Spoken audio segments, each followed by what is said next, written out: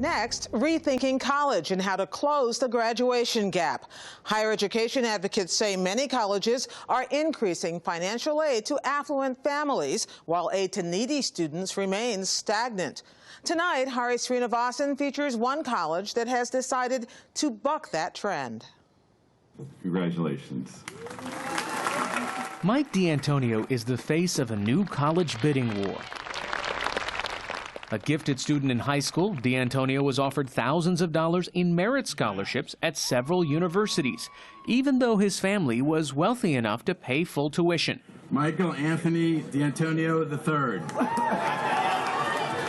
DiAntonio turned down the scholarships and chose instead to attend Franklin and Marshall, a private college in Pennsylvania that offered him no aid at all.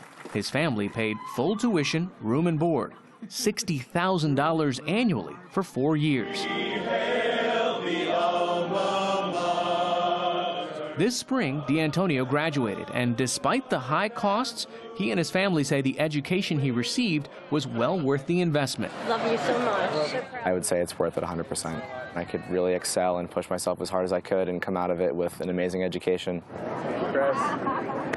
Education experts say a growing number of colleges across the country are offering their precious scholarship money to families who can already afford it. The concept of using financial aid as bait has been increasing, bait for upper-income families. According to Michael Dannenberg with the Education Trust, more affluent students means a better bottom line for schools. Colleges are kind of in a competitive market, competitive game to get high-paying students. So they use financial aid as a tool. Basically, a college has got $20,000 to give out in financial aid. So it can get 4 students who will pay $15,000 out of pocket, as opposed to one very needy student who can pay nothing. So what could have cost the college $20,000 for one student ends up instead earning the college $60,000. In fact, that's the path Franklin and Marshall College in Lancaster, Pennsylvania was on until 5 years ago, when the school took a hard look at the low-income students they were excluding. President Dan Porterfield. There were an enormous number of highly qualified students that we were not able to admit because we didn't have enough financial aid. So we can go ahead and jump into the tour. So Franklin and Marshall decided to scrap giving money to non-needy families and began instead to offer only need-based aid and recruit talented low-income students like sophomore Sheldon Ruby. Right over here we have Kuiper Liberal Arts. This houses our foreign language and English department on campus. Valedictorian of his high school class, Ruby attended a school in Everett, Pennsylvania, where only 20 of the 120 seniors went on to college. I always knew that college was really, really expensive. And so it was something that my parents and I, we never really talked about. I'm the first person ever to go to college. My grandparents didn't actually get to finish high school. None of them finished the 6th grade.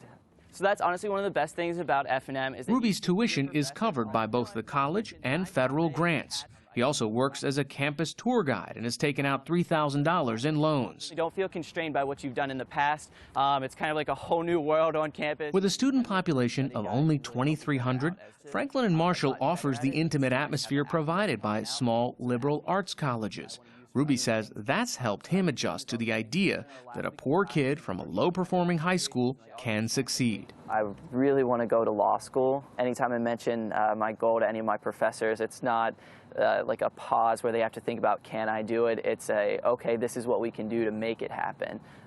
So no one ever looks at me as though I can't get to where I want to be. They automatically just assume that I can do it.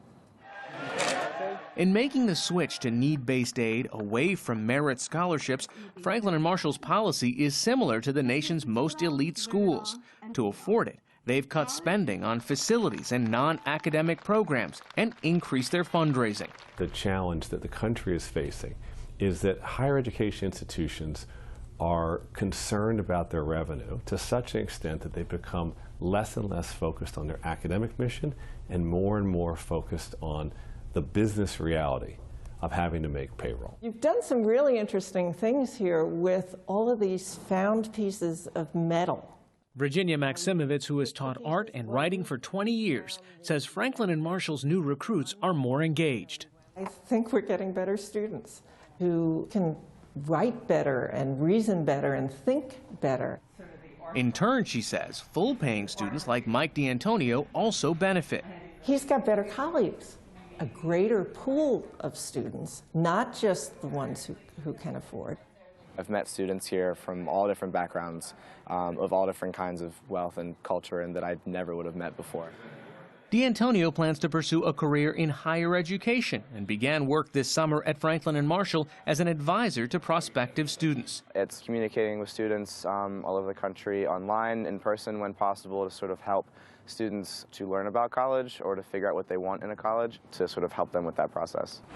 Dannenberg, whose organization advocates for low-income students, says more colleges need to follow Franklin and Marshall's lead. Franklin and Marshall was a terrible college when it came to economic diversity. They recognized that and were ashamed, decided that they were going to do better. And in the course of about 3 years, they tripled their low-income and working-class student access. And it's a good story because I think that's important for America. Those students are going to go on to live and work in diverse environments. They need to have experiences with people from different backgrounds. In Lancaster, Pennsylvania, for the PBS NewsHour, I'm Hari Srinivasan.